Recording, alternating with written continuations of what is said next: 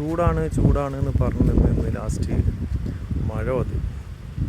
മഴ എന്ന് പറഞ്ഞാൽ പോരാ, നല്ല അതിശക്തമായ മഴയാണ്. ഇവിടേക്ക് എത്തിയിട്ടില്ല. ഇതിപ്പം ഈ കക്കാടംപൊയിൽ, പിന്നെ അതുപോലെ തന്നെ വയനാടിൻ്റെ ആ ഭാഗം, അവിടെ നിന്ന് ഇങ്ങനെ വരുന്നേ ഉള്ള സംഭവം.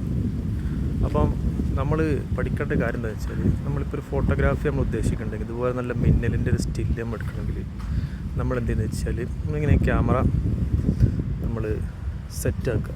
നല്ല ഫോട്ടോഗ്രാഫിയൊക്കെ പഠിച്ച ആളുകൾക്ക് ഏറ്റവും സിമ്പിളായിട്ട് എടുക്കാൻ പറ്റും.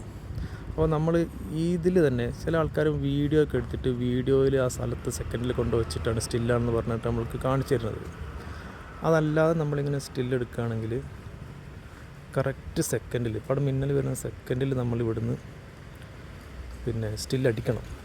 അതൊരു ചെറിയൊരു ടൈമേ കിട്ടുള്ളൂ. നമ്മൾ സാധാരണ ഒരു മിന്നലിൻ്റെ ടൈം എന്ന് പറഞ്ഞു കഴിഞ്ഞാൽ അത്ര സെക്കൻഡ് മാത്രമേ ഉണ്ടാവുള്ളൂ, ഒരു സെക്കൻഡ് പോലും ഉണ്ടാവില്ല. ആ ടൈമിൽ നമ്മൾ സ്റ്റില്ലടിച്ച് പോകണം. ഉണ്ടാവും അത് എടുക്കുമ്പോൾ അതങ്ങനെ ഇതേപോലെ നമുക്ക് കിട്ടും പിക്ചർ.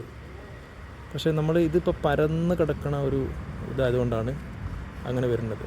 ഇപ്പം നല്ല നമ്മൾ ചില മിന്നലുണ്ടല്ലേ, നമ്മൾ ഈ വരയിട്ട മാതിരി ഞരമ്പൊക്കെ മാറി പോണത്, അത് ആ ടൈമിലെടുത്ത് പോകണതുകൊണ്ടാണ്. ഇവിടെ ഇപ്പോൾ ടൈമിലെന്ത് ഇപ്പം ഇന്നേക്ക് ഈ സാർ ഞാൻ എടുത്തു തരാം ഇപ്പോൾ തന്നെ.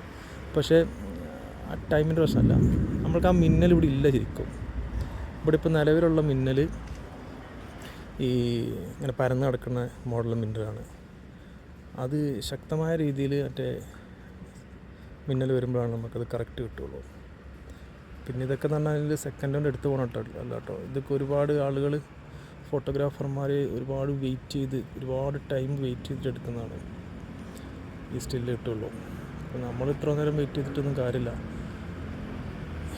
ഇവിടെ അത്രമാത്രം മിന്നലില്ല സത്യം പറഞ്ഞു കഴിഞ്ഞാൽ.